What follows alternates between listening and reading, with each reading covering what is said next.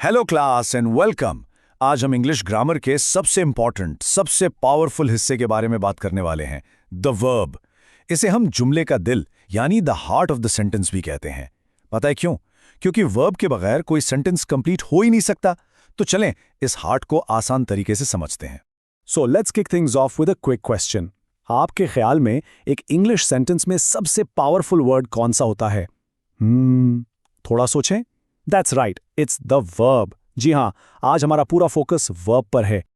Alright, let's start with our first section, the heart of the sentence. इस हिस्से में हम बिल्कुल बेसिक से स्टार्ट करेंगे। What exactly is a verb? तो आखिर ये वर्ब है क्या? Well, it's actually pretty simple. A verb एक ऐसा वर्ड है जो दो चीजों में से एक दिखाता है, या तो कोई एक्शन या फिर a state of being. In simple words, a verb tells us what's happening in the sentence. अब जरा इन वर्ड्स को देखें। What's interesting here is that ये सब के सब verbs हैं। देखें, teach, learn और write जैसे words तो clearly action verbs हैं, right? लेकिन is और are जैसे words भी verbs हैं। ये कोई action नहीं दिखाते बल्कि ये एक state of being show करते हैं। That's why they all belong to the same verb family. Okay, I hope that's clear. Let's move on to our next section. यहाँ हम verbs की पहली बड़ी classification देखेंगे, action versus state verbs. Let's find out कि इनमें फर्क क्या है। So here's the key difference. एक action verb ऐसी चीज है जो आप करते हैं, something you do. ये physical हो सकता है जैसे running या mental भी हो सकता है जैसे thinking. On the other hand, एक state verb ऐसी चीज के बारे में है जो आप हैं या feel करते हैं। ये एक situation describe करता है जिसमें कोई active काम नहीं हो रहा होता। चलें एक एग्जाम्पल देखते हैं। The teacher writes on the board. इस सेंटेंस में वर्ब है writes. Now what do you think? ये एक्शन है या state?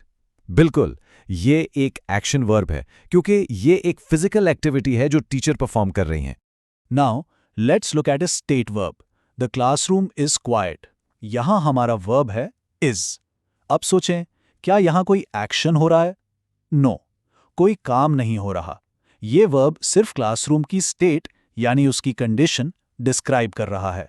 See the difference? Excellent. तो अब हम एक्शन और स्टेट वर्ब्स को समझ चुके हैं।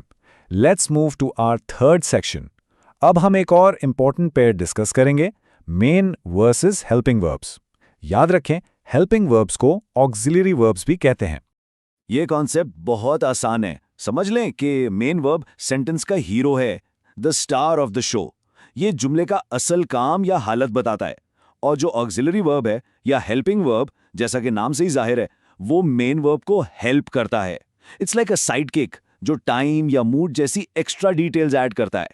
तो एक हेल्पिंग वर्ब के 3 मेन काम होते हैं। नंबर 1, ये टेंस शो करने में हेल्प करता है, यानी काम कब हुआ, पास्ट, प्रेजेंट या फ्यूचर। नंबर 2, ये क्वेश्चंस बनाने में हेल्प करता है। और नंबर 3, ये नेगेटिव्स बनाने में हेल्प करता है, यानी नॉट वाले सेंटेंसेस। चलें इस एग्जाम्पल को ब्रेक डाउन करते हैं। The students are learning English. अब यहां में एक्शन क्या है?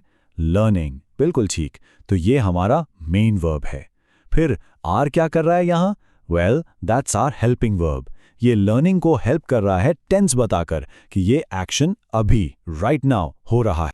Okay, now for our next section, let's put it all together. चलिए देखते हैं कि ये अलग अलग वर्ब्स एक कंप्लीट सेंटेंस के अंदर मिलकर कैसे काम करते हैं। हमेशा एक रूल याद रखें, हर इंग्लिश सेंटेंस में वर्ब का होना जरूरी है।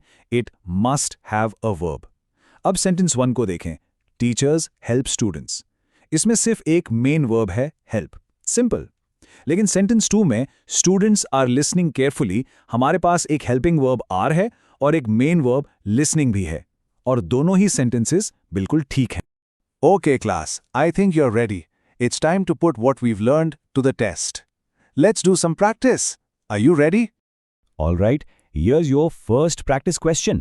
इस सेंटेंस में वर्ब या वर्ब्स को आइडेंटिफाई करें। The children are playing in the field. Take a moment. आप इसे पॉज करके भी सोच सकते हैं। And the answer is are playing. I hope आपने सही गेस किया। देखें, playing हमारा मेन वर्ब है जो एक्शन शो कर रहा है, और are हमारा हेल्पिंग वर्ब है जो टेंस बता रहा है। ब्रिलियंट। सो चलें आज के लेसन को समराइज करते हैं। वर्ब किसी भी इंग्लिश सेंटेंस का बिल्कुल हार्ट होता है। ये या तो एक्शन दिखाता है या फिर एक स्टेट। हमने मेन वर्ब्स और उनको सपोर्ट करने वाले हेल्पिंग वर्ब्स के बारे में सीखा। इन कॉन्सेप्ट्स को समझना इंग्लिश बोलने और लिखने के लिए एब्सोल्युटली एसेंशियल है। इस नॉलेज के साथ अब आप सेंटेंस स्ट्रक्चर को बेहतर तरीके से समझ सकते हैं। So keep practising.